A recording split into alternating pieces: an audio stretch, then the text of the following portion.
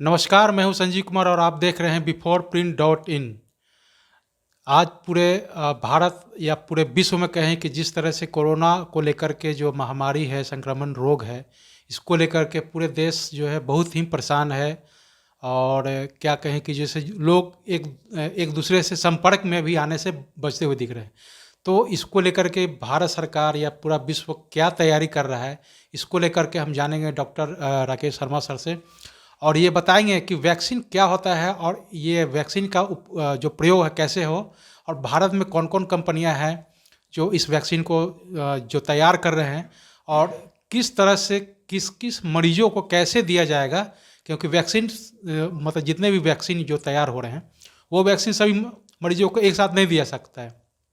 तो इसको लेकर के हम जानेंगे डॉक्टर साहब से कि ये वैक्सीन कैसे और किन किन लोगों को वैक्सीन दिया जाएगा। पहले तो डॉक्टर साहब बिफोर प्रिंट में आपका स्वागत है। धन्यवाद। डॉक्टर साहब, आपसे हम जानना चाहें कि जो कोरोना है, कोरोना क्या है और कोरोना वैक्सीन को लेकर के क्या तैयारी चल रहा है, क्या है कोरोना वैक्सीन? कोरोना तो एक वायरल इन्फेक्शन है और हम लोग पिछले 1 साल से इस महामारी से जूझ रहे हैं। तो वैक्सीनेशन जो हम लोग डेवलप कर रहे हैं, जो डिफरेंट कंपनीज डेवलप कर रही हैं वैक्सीनेशन, उसका मकसद है कि हम लोग उस वैक्सीन का इस्तेमाल कर इस महामारी को नियंत्रित कर सकें। वैक्सीन्स ऐसे कंपाउंड होते हैं जो कि या तो लाइव जो कंपोनेंट्स हैं वायरस के, उसको अटेन्यूएट कर लेते हैं, मतलब वो ऐसा इस फॉर्म में ला देते हैं ताकि वो बीमारी ना कर सके, शरीर में जाने के बावजूद वो बीमारी ना कर सके। साथ में कुछ डिफरेंट कंपोनेंट्स भी वायरस के, उनको भी इनएक्टिवेट करके उनका इस्तेमाल वैक्सीन के रूप में किया जाता है। ये कंपाउंड जब शरीर में इंजेक्ट किए जाते हैं तो शरीर के भीतर जाके एंटीबॉडी फॉर्मेशन कराते हैं, और वो एंटीबॉडी जब आपके शरीर में बन जाती है पूर्ण रूप से, तो बीमारी से लड़ने में सहायक होती है, जिससे कि आप अगर उस इन्फेक्शन से एक्सपोज भी हो जाते हैं तो आप बीमार नहीं पड़ेंगे। सर, डॉक्टर साहब आप पहले ये बताइए कि जैसे जो कोरोना वैक्सीन है, वैक्सीन कितने तरह के बन रहे हैं और कैसे लोगों को दिया जाएगा?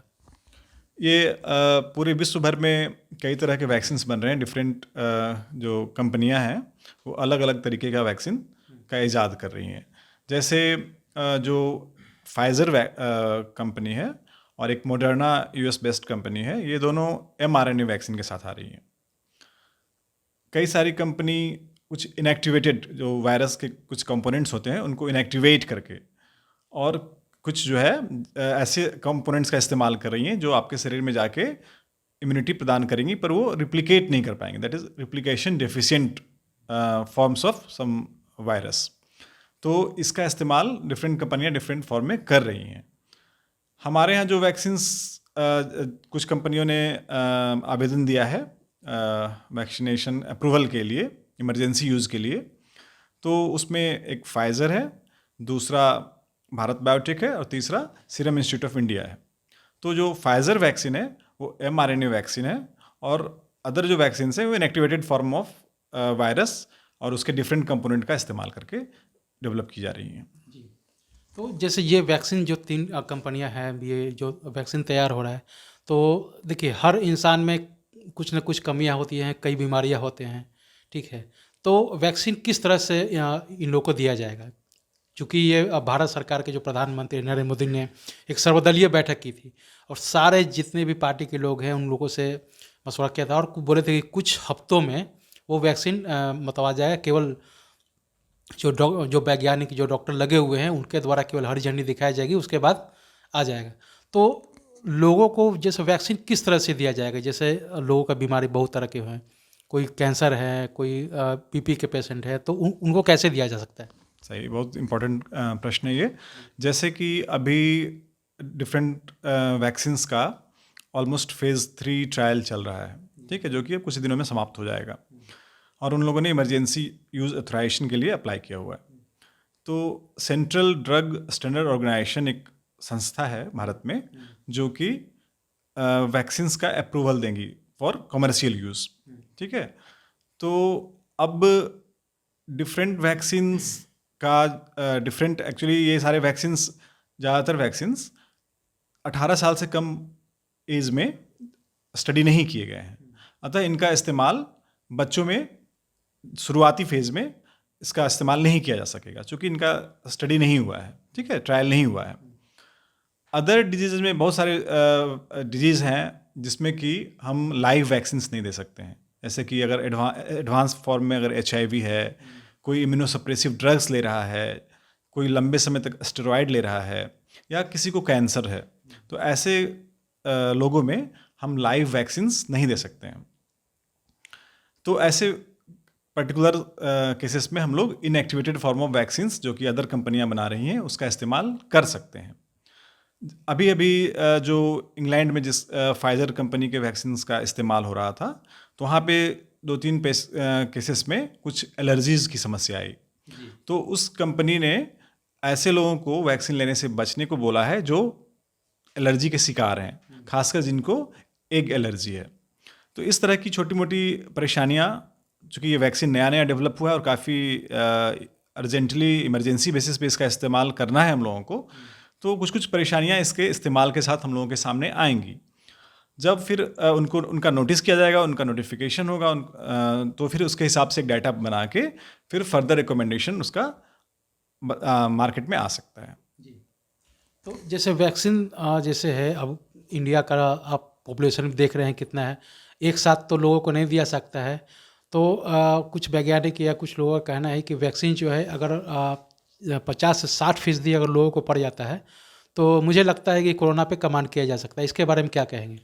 हाँ, ये एकदम सच बात है कि हमारा खासकर हमारे देश में जो इतना बड़ा पॉपुलेशन है, बहुत रिसोर्स लिमिटेड कंट्री है हमारा, तो लगभग 1 अरब 30 करोड़ पॉपुलेशन होगा, और इस सारे पॉपुलेशन को एक साथ इम्यूनाइज करना, वैक्सीनेट करना, ये एक बहुत बड़ा टास्क होगा। इसमें बहुत ज़्यादा खर्चा भी होगा, परंतु हमें ये समझना चाहिए कि अगर हम एक लार्ज पॉपुलेशन को, ठीक है, अगर उसको हम इम्यूनाइज कर देते हैं, वैक्सीनेट कर देते हैं, तो एक हर्ड इम्यूनिटी डेवलप कर जाएगा। जैसे नेचुरल इन्फेक्शन के बाद भी होता है ऐसा कि अगर बहुत सारा पॉपुलेशन अफेक्टेड हो जाए किसी इलनेस से, तो एक हर्ड इम्यूनिटी डेवलप कर जाता है उस पॉपुलेशन में, और ये हर्ड इम्यूनिटी वायरस के ट्रांसमिशन को रोक देता है। तो अगर इस ऐसे केस में अगर कुछ ऐसे लोग जिनका इन्फेक्शन अभी तक नहीं हुआ है या जिनको वैक्सीनेट नहीं किया जा सका है किसी वजह से, तो वैसे लोग भी इस बीमारी से बच सकेंगे, क्योंकि हर्ड इम्यूनिटी के आने के बाद वायरस के ट्रांसमिशन का चांसेस बहुत कम हो जाता है।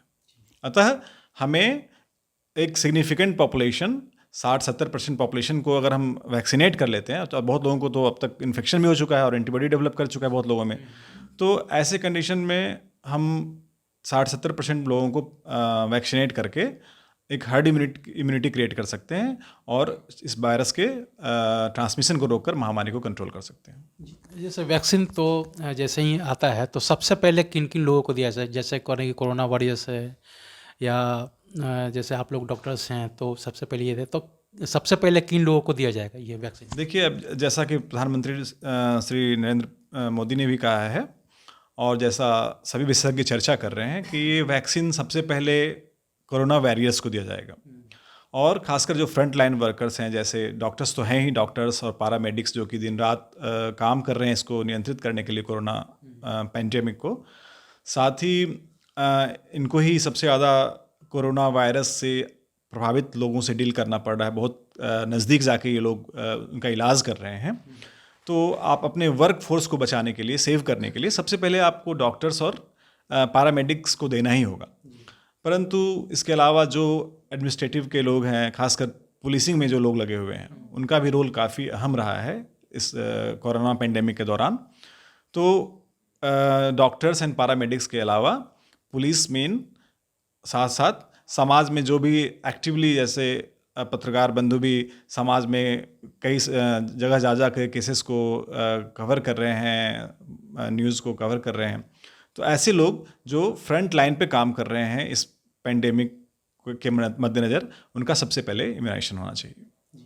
कोरोना जैसे अंतिम सवाल करेंगे, इससे पहले एक सवाल है कि जैसे कोरोना जो वैक्सीन है, वैक्सीन को लेकर के जितने भी जैसे पक्ष विपक्ष सब तो एक हैं और सब कह रहे हैं कि भाई जल्द से जल्द वैक्सीन आना चाहिए। तो अभी तो कुछ हफ्ते लगेंगे।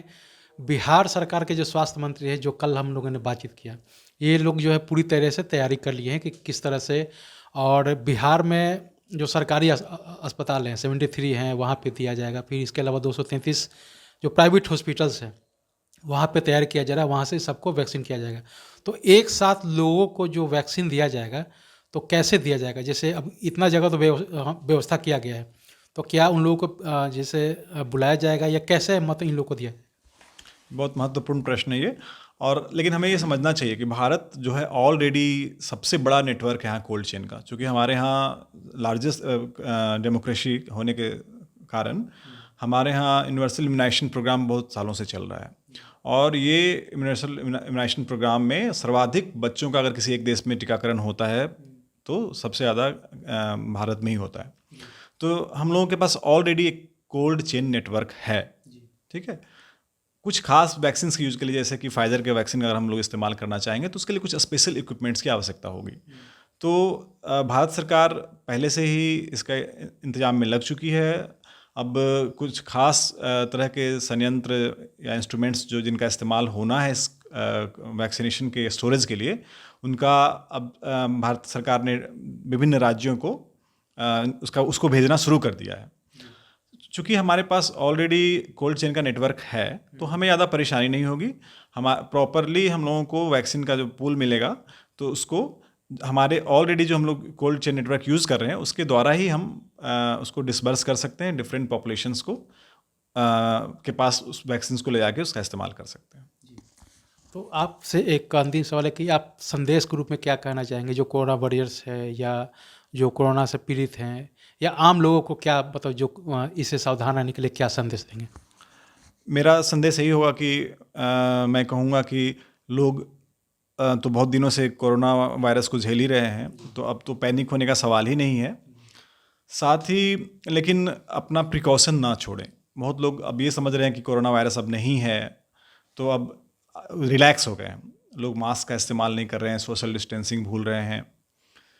तो इन दोनों चीज़, खासकर इन दोनों चीज़ों का, ऐसे सैनिटाइज़र का इस्तेमाल करना ही चाहिए अगर कहीं भी आप कुछ ऐसे ऑब्जेक्ट्स को छूते हैं जो डाउटफुल है।